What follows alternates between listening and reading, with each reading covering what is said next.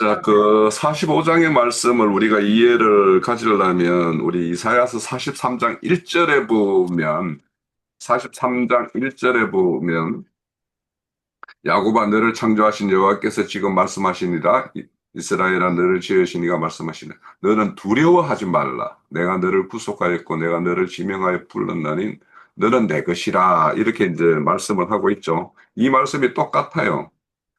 그 44장 2절에 보면 너를 만들고 너를 모태에서로부터 지어낸 너를 도와 줄 여호와가 이같이 말하노라. 나의 종 야곱 내가 택한 여수로나 두려워하지 말라. 계속 두려워하지 말라 이렇게 말씀을 하고 있죠. 그리고 44장 21절에 보면 야곱아 이스라엘아 이 일을 기억하라. 너는 내 종이라. 내가 너를 지었으니 너는 내 종이라. 이스라엘아 너는 나에게 잊혀지지 아니하리라. 이렇게 말씀을 하고 있어요. 그래서 이제 이렇게 구체적으로 하나님이 지금 현재 남유다가 포로로 잡혀가 있지만 그들이 거기에서 당하는 것이 얼마나 그 혼란스럽겠어요. 하나님의 택한 백성이라고 생각을 하고 그들을 스스로 선민사상에 이렇게 잡혀 있었는데 오히려 이방 땅에 이렇게 포로로 잡혀가 있는 이런 실상을 생각을 해보면 이게 맞나 싶기도 하고 얼마나 혼란스럽겠어요. 그리고 거기에서 이제 당하는 고초도 있겠죠. 그런 걸로 인해서 이제 굉장히 어, 그 허탈한 가정에서 이렇게 시간을 보내고 있을 때 그들에게 이제 이렇게 말씀을 하고 있는 건데 이제 오늘 45장은 이제 그렇게 두려워하지 말라. 난 너를 잊지 않고 있다. 이런 말씀을 하시면서 이제 구체적으로 실행할 계획들이 나는 이런 계획을 가지고 있어 하고 이제 말씀을 주시는 게 이제 45장의 말씀이에요. 그래서 우리가 46장의 말씀을 먼저 44장의 그 26절에 보면 항상 하나님은 그의 종의 말을 세워주고 그의 사자의 계획을 성취하여 주며 이렇게 말씀했어요. 그러면 이제 지금 이사야 선지자가 이렇게 예언을 하고 있죠. 그러면 이 말이 하나님께서 세워지어야 되고 또 그 하나님의 사자들이 하나님의 계획을 이렇게 이루어 만약에 이제 그런 공경에 있는 자들에게 너희에게 어떤 이런 구원의 말씀을 전하면 그것이 이제 어떻게 계획이 되어지고 실행될 거야 하는 것들이 이제 전해지면 그것이 그대로 성취되어야 되겠죠. 그래서 우리가 신명기에 보면 참 선지자가 어떤 자냐 할 때 그 참 선지자가 와서 하는 말에는 그것이 정음도 있고 그것이 성취함도 있어야지 그것이 참 선지자 아니냐 이렇게 말씀하시는 게 있어요. 그러니까 이제 어, 지금은 그런 하나님의 사자를 통해서 하나님이 어떻게 너희들을 이렇게 구원하고 하실 것들을 이렇게 말씀하시는 것이 이제 45장의 구체적인 내용입니다. 그래서 그 44장 28절부터 이제 고레스라는 사람을 이렇게 등장을 시키죠. 그래서 45장의 내용은 중심 주제는 뭐냐면 하나님의 어떤 주권, 하나님께서 주권적으로 이 역사를 경영하신다라는 어떤 중심 내용과 매 순간순간 하나님의 종과 사자를 보내서 세워서 일을 하실 때에는 하나님께서 미리미리 이렇게 섭리하고 개입해서 일이 성취되게끔 이렇게 하신다라는 말씀들, 이런 것들이 이제 45장의 중심 내용이에요.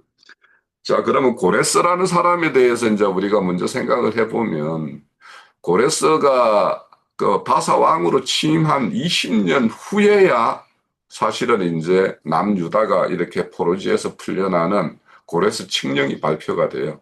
그러면 고레스 왕을 이렇게 세워서 바사 왕이라 왕국의 어떤 왕을 세워서 이제 그를 온전히 바벨론을 이렇게 멸망시키고 그들에게 포로 잡혀 있는 자를 해방시키기 위해서는 한 20년의 세월이 지났어요. 그러니까 하나님이 그런 고레스의 어떤 10년 가운데 하나님의 어떤 그런 이스라엘의 하나님이 어떤 하나님가를 이렇게 알게 하는 어떤 그런 20년의 어떤 기간이 있었다라는 것을 우리가 알 수가 있고, 우선 그 성경 하나만 찾아볼게요. 에스라서 1장을 한번 봅시다. 에스라. 에스라서 구약 성경 711면,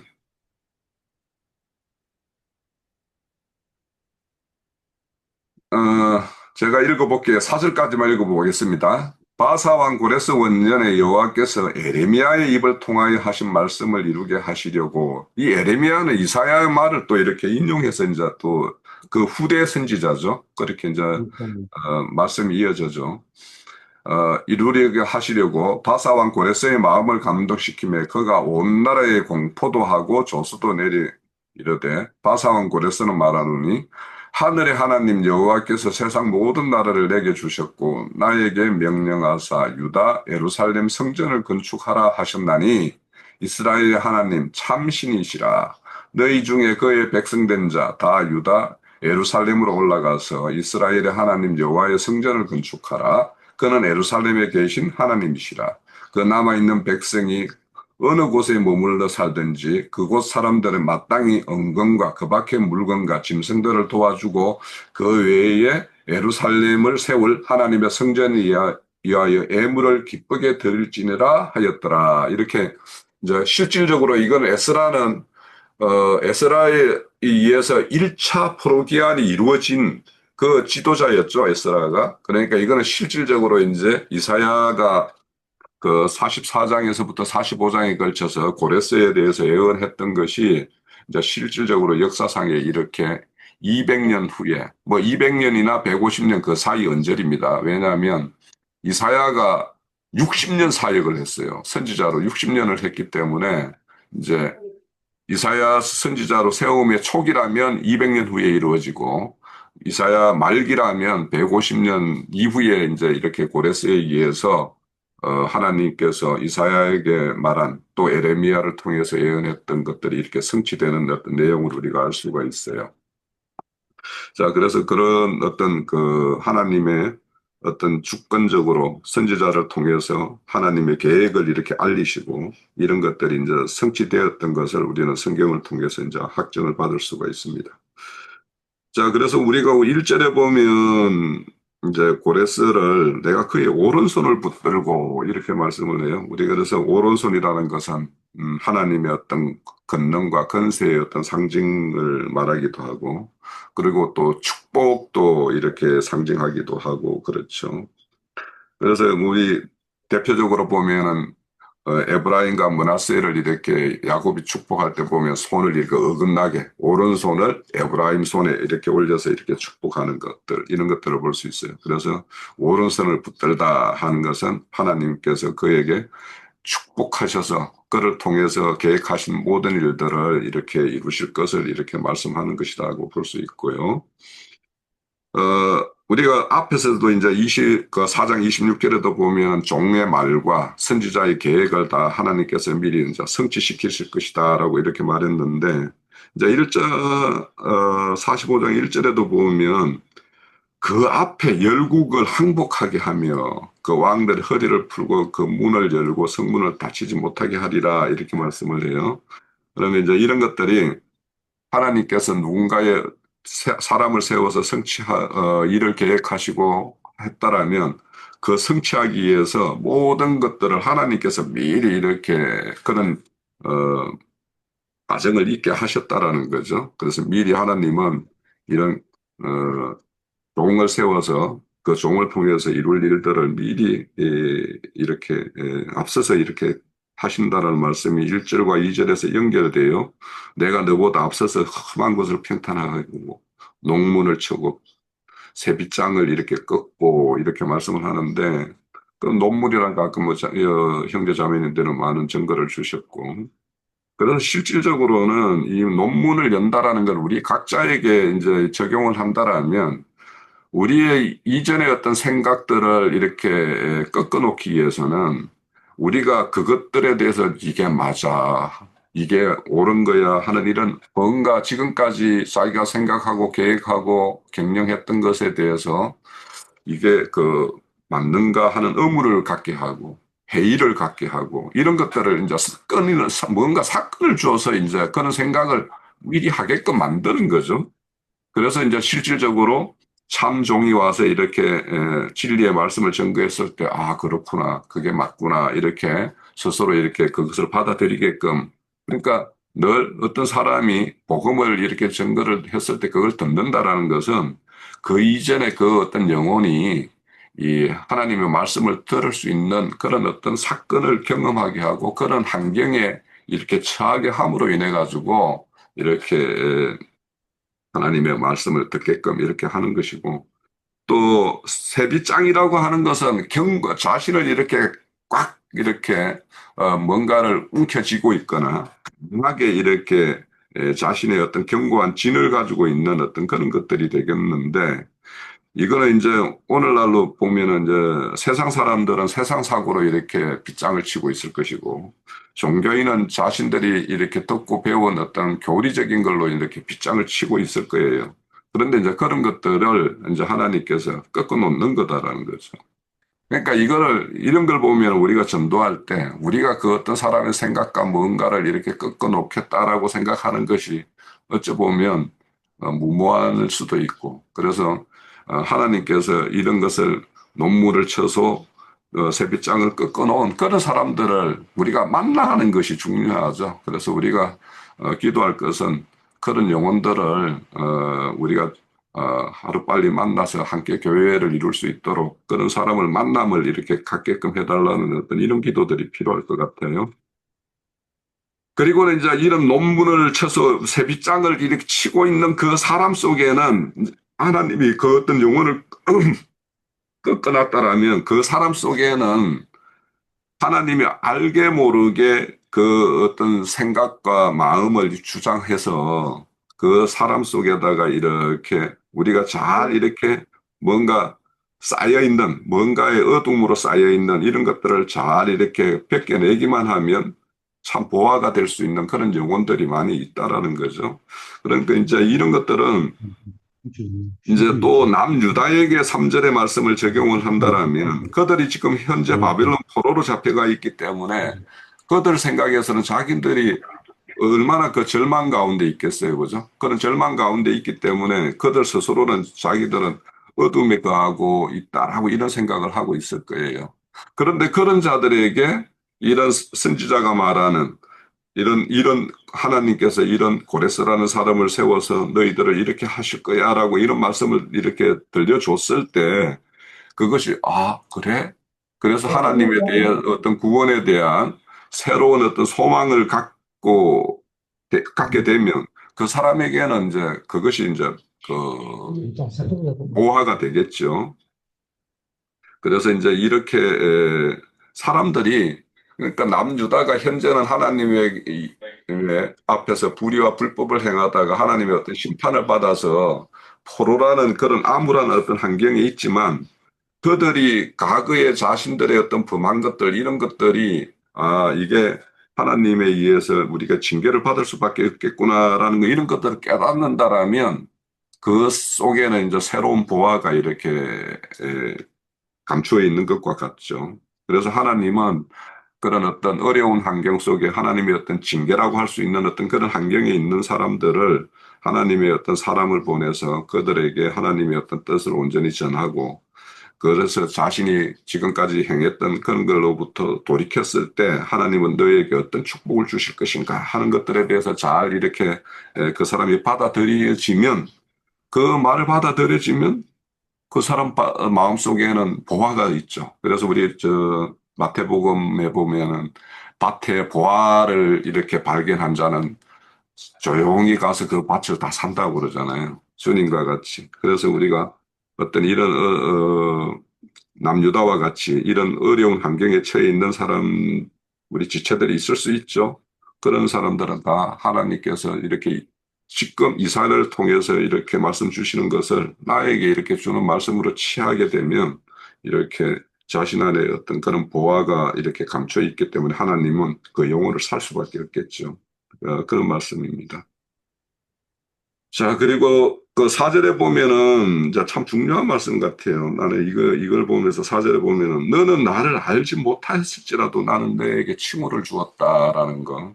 그러니까 고레스 같은 경우 이제 자신이 하나님 바사 왕으로 세워졌을 때 자신이 하나님의 종 목자로서 그러니까 26절에 보면 그를 내 목자라고 이야기했잖아요. 44장 28절에. 그러면 바사 왕이 나는 하나님의 목자야라고 알고 했을까요? 몰랐겠죠. 그런데 결국에는 바사가 나중에는 고레스가 하나님의 목자로서 이렇게 일을 행하고 있죠. 그러면 이제 이런 칭호를 주었다라는 것은 왕으로서 이제 칭호를 받았을 것이고, 나중에는 이제 이스라엘을 해방시키는 자의 어떤 구원자로서의 어떤 그런 구원의 어떤 자로 칭호를 받을 것이고, 그럴 거예요. 그래서 이거는 이제 우리 각자도 인생을 보면 우리가 하나님으로부터 어떤 일로 어떤 계획 가운데 있는지 우리가 지금 온전히 알지 못하지만 이렇게 가고 있는 거 아닙니까? 그래서 이런 어떤 그 기대를 할 수는 있죠. 하나님이 우리를 이렇게 불렀으면, 우리 각자를 불렀으면, 하나님은, 우리 생각보다 더 큰 계획을 가지고 우리를 이렇게 세우고 있을 것이다. 그런데 여기에서 이제 칭호를 주었다라는 것은 우리가 또 하나를 더 생각해 볼 것은 칭호는 그러니까 20년 전에 이제 칭호를 받았어요. 바사왕으로. 그러고는 이제 이 칭호에 맞게끔 그 행사가 이루어지는 것은 20년 후란 말이에요. 지금 바사왕 고레스도. 그렇다면 야곱도 매 마찬가지예요. 야곱이라는 자를 불러서 이스라엘이라는 이름 칭호를 주고는 그게 온전한 이스라엘로 온전히 이렇게 지어서 12지파의 어떤 명, 어, 그, 12지파의 어떤 그런 거론되는 자로서 이렇게 세움을 받는 데까지는, 또 많은 시간이 흘렀죠. 그래서 저는 늘 이 말씀을 할 때마다 이런 생각을 들어요. 우리가 믿음으로 의롭다라는 것과 우리가 의로운 그런 하나님의 어떤 목적대로 온전한 지음이 되는 것까지는 시차가 있어요. 그래서 그 시차까지 우리가 잘 하나님께서 이렇게 이끌 수 있도록 우리가 요한복음의 15장에 보면은 나는 나무에 너희는 가시라고 한 것처럼 우리가 잘 붙어 있어야지만이 온전히 이렇게 지음이 된다라는 거, 이런 것들도 우리가 한번 생각을 해볼 필요가 있어요. 그리고 이제 그 5절에도 똑같죠. 나는 너를 알지 못할 때 네 띠를 동였다. 그러니까 하나님은 20년 전부터 사왕 고레스를 이렇게 왕으로 세워서 그를 이제 남유다를 해방시킬 그런 해방의 어떤 그 왕으로서 일할 것을 이렇게 계획하고 이렇게 하셨다라는 거예요. 그러니까 바사는 몰랐겠죠. 어, 그리고 이제 6절에 보면 해 뜨는 곳에서나 해 지는 곳이라는 것은 이제 하나님의 어떤 경영의 어떤 모든 세계를 말할 수 있겠죠. 해가 지고 해가 뜨고 하는 것은 하나님의 어떤 전체, 이 우주 만물, 창조 세계를 이렇게 경영하는 것을 이제 대표하는 건데, 이 경영하는 것들의 모든 것들이 하나님에 의해서 이제 다 이렇게 주관되어지고, 한다라는 것을 이제 말을 해요.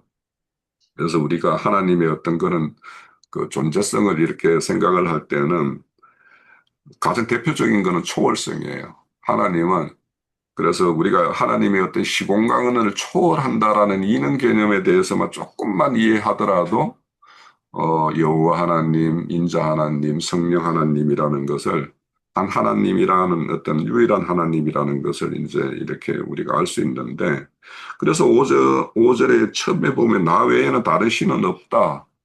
그러니까 유일한 신이다라고 하는 것을 이사야서만큼 이걸 강조하는 말씀이 없어요. 그러면은 왜 이런 말씀을 많이 할까? 남부다가 포로로 잡혀간 것은 유일하신 하나님을 섬기지 않고 많은 우상을 이렇게 섬겼기 때문에 그런 어떤 하나님의 어떤 징계로서 이렇게 포로로 잡혀갔다라는 것이에요. 그래서 지금 이사야 선지자를 통해서는 이런 유일하신 하나님의 어떤 그런 것들을 지금 계속 말씀을 하고 있고요. 자, 빨리 끝낼게요. 7절에 보면은 이제 참 이것도 우리가 하나님의 어떤 창조 세계를 하나님께서 경영하는 어떤 그런 그 방식을 우리가 여기에 잘 설명을 하고 있어요. 하나님은 빛도 짓고 어둠도 짓고 그러니까 뭔가 이런 대조적인 세계, 그 두 세계를 이렇게 함께 이렇게 경영함으로 인해 가지고 하나님의 뜻이 어디에 있는가를 명백하게 구분할 수 있게끔 그래서 만약에 빛이 있는데 어둠이 없다라면 빛이 무슨 존재의 가치를 느끼겠어요. 그러니까 또 평안이 환란이라는 게 없는데 평안이라는 게 무슨 의미가 있어요. 사실은.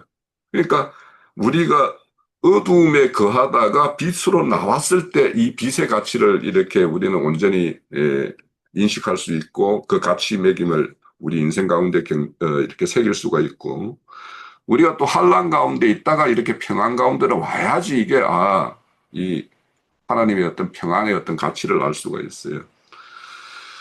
그래서 아까 뭐 박영재가 환란이라는 거이 악한 거, 하나님의 뜻에 반하는 거, 이런 것을 말씀을 줬는데, 예, 맞습니다. 맞고, 이런 것은 이제 또, 그건 하나님의 어떤 경영 세계로 보면은, 하나님의 어떤, 뜻을 이렇게 온전히 세우기 위해서는 사나운 짐승들, 이런 것들을 이렇게 또 세우죠. 그래서 여기에서는 환란이라는 것은, 하나님의 평안을 이렇게 세우는 이런 하나님의 어떤 온전한 사자와 종이 있는가 하면 사나운 짐승과 같은 그런 자를 통해서 이렇게 환란을 조성함으로 인해 가지고 이렇게 하나님의 어떤 세계의 어떤 평안을 우리에게 이렇게 소망하게끔 이렇게 하는 것도 있어요. 그래서 우리가 이런 어떤 늘 말씀을 드리는 것 중에서 하나님은 이 에덴 동산의 생명나무와 선악의 나무 이 두 나무를 가지고 하나님의 어떤 세계를 이렇게 중심축으로 이렇게 경영하듯이 그거에 의해서 발현되는 이제 여러 가지 현상들, 이 역사 공간에 생명나무에 속한 것들과 선악을 알게 하는 나무에 속한 것들, 이런 것들을 잘 대조시켜 가지고 우리는 이 두 가지를 다 경험함으로 인해 가지고 오히려 이렇게 생명나무 쪽을 추구하게 하고 그것에 온전히 이렇게 자신을 기이하게 만드는 것이 하나님의 어떤 구속사의 어떤 경영의 어떤 큰 방향입니다. 그래서 우리가 이 앞서서 이제 살펴봤듯이 내가 흑암 중에 보화와 은밀한 곳에 숨은 재물들 이런 것들을 이제 말씀을 할 때 우리는 평안과 어둠 가운데 있을 때 이런 어떤 그 참빛과 평안이라는 보화를 발견할 수가 있어요. 그래서 우리가 이런 하나님의 말씀 가운데에서도 이런 어둠에 있고 참 자신이 원하지 않는 어떤 그런 환경에 있을 때 이런 환경이 왜 나에게 하나님께서 이렇게 배설했는가 이런 것들을 생각을 해보면 그 가운데에서 그 반대편에 있는 것들을 이렇게 발견하는 그런 자만이 실질적으로 하나님의 어떤 온전한 새 이름을 이렇게 가질 수 있고 새 이름을 부르는 자일 수가 있을 겁니다. 자, 8절 마지막 절은 이제 하늘이여 이렇게 있고 땅이여 이렇게 있어요. 그래서 하늘에서는 공유와 을을 뿌린다 그러는데 이 하늘이라는 거 여기서 보더라도 하나님의 어떤 영과 연합된 그 상태일 때 하늘에 이렇게 거하는 것이 될 것이고 그때 그런 사람에게는 하나님의 공의와 의를 경험하게 돼요. 그러니까 지금 선지자가 여러 말을 하지만 이런 말들이 하나님의 영과 연합된 그 사람이 아니면 이 하나님의 어떤 왜 자신들을 이렇게 포로로 잡혀가게 했고 그렇지만 또 하나님은 너희들을 온전히 잊지 않고 다시 구원하실 것이다라는 말씀을 이렇게 주는가 이런 말씀들을 이해할 수가 없는 거예요. 그러니까 우리가 이렇게 하늘에 있는 자가 되어야지 하나님의 영과 연합된 자가 되어야지만이 하나님의 공의와 의를 이렇게 우리는 알 수가 있고요. 그렇게 되었을 때 우리의 어떤 그 땅, 마음들이 이렇게 하나님의 어떤 온전한 밭으로 이렇게 기경이 되어 가지고 하나님이 은하시는 어떤 그런 열매를 이렇게 낼 수가 있어요. 그래서 우리가 이렇게 하나님께서 이렇게 지금까지 여러 말씀을 주셨는데 이것이 다 하나님이 하실 새 일이에요. 새 일. 하나님의 새 일은 하나님의 영을 부어 주심으로 인해서 그 영에 의해서 되어질 일들을 이렇게 말씀하시니까 오늘날 우리가 그 영의 세계에 이렇게 사는 우리로서는 하나님의 어떤 공의와 의를 우리 개인사를 통해서도 경험할 수가 있고요. 우리 개인을 넘어서 더 큰 어떤 사회적인 어떤 울타리를 보더라도 하나님의 공의와 의가 어떻게 성취되는가. 오늘날 우리나라의 어떤 지금 현상에서도 하나님의 공의와 의가 어떻게 이렇게 펼쳐지는가라는 것을 우리가 잘 알 수가 있어요. 근데 이제 이런 것들은 우리 개인적인 어떤 인생사에서 경험하는 일로도 이런 것을 충분히 경험할 수 있고, 그래서 우리의 그 생각과 마음들이 하나님의 어떤 그 의대로 이렇게 공의가 함께 이렇게 움돋는다라고 하는 것처럼 우리 마음속에도 하나님의 공의가 이렇게 움돋아서 공의를 펼쳐가는 어떤 그런 사람으로 이렇게 되어질 것이다라는 것이 이제 오늘의 이렇게 말씀의 어떤 중심 내용이라고 저는 그렇게 생각을 하고 봤습니다. 예. 하나님의 구원이 어떻게 이루어지는가, 빛과 어둠 이런 것들을 우리가 잘 생각을 해보면 하나님의 기묘자의 어떤 그런 구속사의 경영 이런 것들을 생각할 때 참 놀랍다, 감탄된다 이런 말들을 좀 할 수 있을 것 같습니다. 예.